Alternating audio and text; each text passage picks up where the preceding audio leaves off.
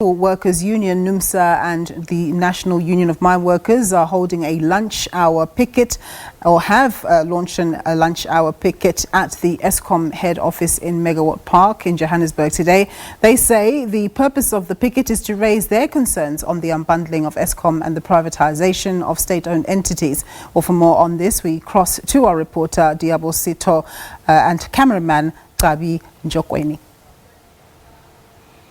Yes, thank you very much. We're coming to you from Megawatt Park here in Johannesburg. This is where the Eskom headquarters are situated, and we've seen that behind me are less than 100 members affiliated to Numsa and NUM, which are the two unions that are present here at Eskom. And top of their concerns, of course, is the issue of the IPP. We know that the issue of the IPP has been an issue for the unions and for Eskom itself, particularly around the issue of cost. And there's also an issue about the unbundling. Remember that the president had mentioned early last year about unbundling the power utility into three. The unions having none of this, and they've staged a 1-hour protest during lunchtime. And as you can see behind me, the workers already making their dissatisfaction known. But I have with me the spokesperson of the National Union of Mineworkers, Mr. Liabo, who will tell us about their demands and concerns as a union. Liabo, thank you very much for your time. What is the main aim of this particular picket? The main aim, as you remember, when the new CEO was appointed last year, we made it clear that we will come and hand over a memorandum that we are very concerned about issues of unbundling, that will lead to more retrenchment and the privatization of Eskom. The other issue that we're not happy about is the implementation of more IPPs. The IPPs are not helping to deal with the issue of load shedding. It's a cause of concern for us.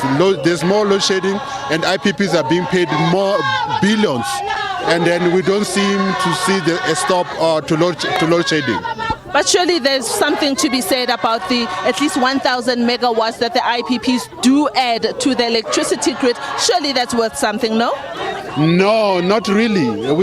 They should be helping a lot in terms of reducing load shedding.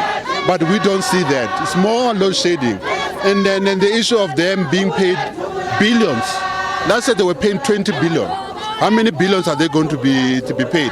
And when you know that Eskom is 480 billion in debt, it's very concerning, to be honest.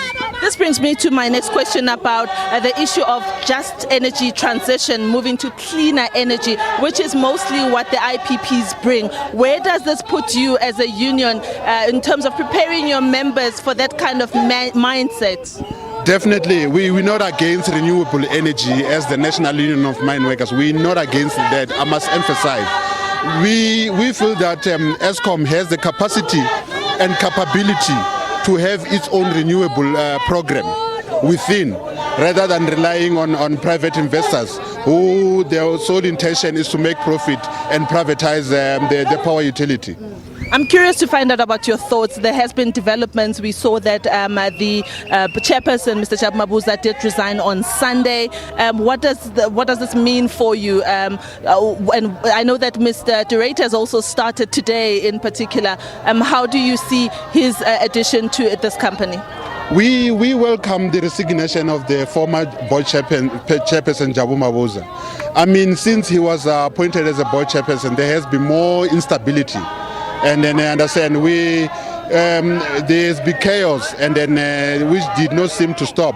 I mean, with the appointment of the new CEO, our view that is that he has been given a mandate to unbundle Eskom, like I said, which will lead to more retrenchment and privatization. And he wants to implement more IPPs. And our members are saying no. As you can see that they are picketing today. This is just a picket from now, and there are more demonstrations coming. And as the National Union of Mineworkers, our NEC, National Executive Committee, took a decision last year that they would be marching to the ANC headquarters on the issue of unbundling. We're going to make an announcement soon, but we are busy also speaking with the Office of the Secretary General of the ANC to let him know that we are coming. With the NUM members will be marching to the ANC head office. Ideally, who would the National Union of Mine Workers want to see sitting on the board of the power utility? Definitely, workers must be represented. You understand? Our former General Secretary, Franz Maleni, used to be a board member. So we want workers to occupy board positions here, so that when decisions are taken at Eskom, we must also be part of them and own them. And then workers can give mandate to those who are representing them at the Eskom board. Mr. Liabo Mamburu, thank you very much for your time and for your contribution. I really do appreciate it. Thank you very much. Thank you.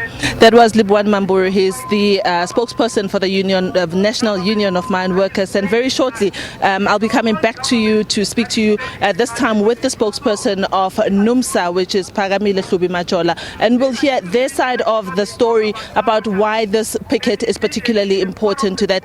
They cannot tell you about what's going to happen the whole week. They cannot tell you what is going to happen the entire month. That tells you that we are in crisis. The new one, I cannot pronounce his name and I don't care. And we do not think that is bringing anything to the fore. It will be up to him to come up front and tell us what he's going to do. But up until at this stage, if he was wise enough, he could have done that already to tell us exactly what is that you're going to do. Because already you know that you've been appointed, you've been 3 weeks already after the appointment, we have done your research and talked to those who are in the system to say exactly what is that needs to be done. So all of them, from the one that cancelled the flights, come back from overseas, so-called the president, as if he's an engineer, as if for coming back he's going to improve something. He just came back, wasted our tax money for absolutely nothing. As I had promised earlier before that we will now be speaking to the spokesperson of the Numsa, Ms. Gqabi Majola. Earlier on we did speak to the spokesperson of the National Union of Mine Workers, Mr. Liabo Mamburu, to find out about what their concerns as two unions are in staging this 1 hour picket outside the Megawatt headquarters here in Johannesburg. Ms. Gqabi is with me and I'll find out from her what the issue with Numsa is. Gqabi, thank you very much for your time. A 1 hour picket, it's not the kind that we are used to from unions. Tell us about your thoughts going into this and what you are hoping to achieve. Well, certainly, it's not unusual for unions to embark on 1 hour pickets as part of a program of mass action. What you're seeing here is the first in a series of protests, pickets, marches, and indeed even a national strike action, which we intend to embark on in the course of this year in order to force this government to actually listen to us. We've been ignored on the question of Eskom. When you look at, for example, the fact that the group CEO, Gqabi, resigned, Numsa was the first, from the moment that Ramaphosa made the announcement about his appointment, to say that it was disastrous. The man didn't know what he was doing. And not just him, but the entire board. And this is why today we're speaking about stage 6 load shedding. We are not being taken seriously as recognized unions at this entity, but also by this government, even though it's very clear to us that number one, we have solutions, and number two, those who are tasked with leading this institution do not have the right solutions to assist us. I know that a lot of energy analysts are hailing the unbundling, but you have an issue with it. What is the problem? Well, first and foremost, you must always question the motives of these so-called energy analysts. In whose interest do they analyze energy? Many of them are not independent. They are paid for by renewable energy independent power producers. They are on the payroll of companies who want to enter Eskom and access Eskom's market. So they are the ones who are pushing this agenda of unbundling Eskom. Let's look at what are Eskom's problems, for example. Eskom, as you know, is broke. It has extremely high debt levels. How did we get here? Well, we got here, number one, because of the cost overruns on the build program, right? Number two, and this has come even from Eskom itself in its financial reports, Eskom's biggest cost driver is the cost of coal. So when you unbundle Eskom, are you dealing with the high cost of coal? No, you are not. When you unbundle Eskom, are you dealing with the cost overruns at Medupe and Kusile? No, you are not. What you are simply doing is privatizing this entity so that the private sector can access the market. And the consequence of that will be massive job shedding and extremely high electricity costs. Let's talk about a solution that Numsa is proposing. First and foremost, Numsa and NUM are agreed in terms of this program of action, and we support the solutions which we have put forward. First and foremost, we are demanding for a cancellation or a renegotiation of all coal contracts, and this also includes to cancel and renegotiate the renewable energy independent power producer contracts. Those are also wreaking havoc with Eskom's balance sheet. In the financial year ending 2018, Eskom paid 21 billion rand on renewable energy independent power producers that can't even help us during load shedding. So we are saying that those must be cancelled or renegotiated. Secondly, we're saying that those who run Eskom, including the board, should be made up of engineers or former engineers with actual energy experience. We are saying that this board should also include members of the public in the form of civil society, labor, business and government. That way we can ensure that decisions are made in our interest. In the long term, if we can do all of these things and ensure that those who are leading Eskom, including the CEO, are people that actually have generation skills and experience, then we can see a turnaround of this entity.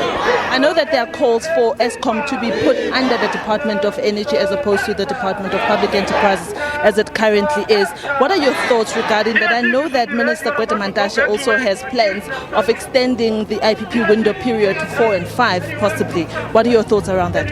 Well, for us, we do support the move for Eskom to be under energy because it just makes sense, doesn't it? The ministry which is responsible for policy development should be the one to run an energy SOE. Why is public enterprises running energy? It just doesn't make any sense. For us, from a policy perspective, it makes sense that this institution should be placed under energy. We would still have to fight the battles of REIPPs. But our experience with Minister Gqabi has been that at least on the subject of an energy mix, his approach is far more democratic than that of Pravin Gordhan, in the sense that he is at least interested in a democratic debate around the future of coal. If we are talking about dealing with climate change in South Africa, we cannot veer away from the principles of a just transition. The way our government is trying to deal with renewable energy, they've completely violated those principles. They are not consulting communities, they're not consulting labor. The transition to renewables is being done for the benefit of the private sector only. Eskom, for example, for a unit of electricity that it procures from REIPPs, it pays R2.20 compared to 35 cents through coal. When the Paris Accord was talking about this transition, it said that developing countries must be allowed to transition at their own pace and at a space and at a pace that is affordable to them. I know that this is just a 1 hour picket. The members will be going back to work, so their employment is not threatened by any chance because of this picket. If you could just confirm that for us. Well, absolutely. This is not a strike. This is workers exercising their democratic right to picket. In terms of the labor law, they have the right to picket because they're doing it in their own time, during their lunchtime. And we should see no consequences for this action. If there is, then Eskom would have a lot of hard questions to answer. But this is not the only action that we've planned. We're planning protests, and we've also, as Numsa, applied for a Section 77 national strike through NEDLAC. We have received that certificate. So it's just a matter of time before we roll out a national strike. If this government does not take us seriously on the question of Eskom and our SOEs in general, and start to take the voices of the working class seriously, then unfortunately we will embark on this national strike in order to force them to hear us on this issue. Thank you very much for making time to speak to us. I really do appreciate it. Thank you. That was the spokesperson of Numsa, Ms. Phakamile Hlubi-Majola, of course, giving us the view of Numsa about that they have bigger plans of going on a national strike. They've already received a strike certificate from NEDLAC. I feel that the government does not take unions or Eskom or the workers seriously, and that something bigger needs to be said or needs to be done for them to be heard and to be seen. And with that, I'll hand over back to the studio.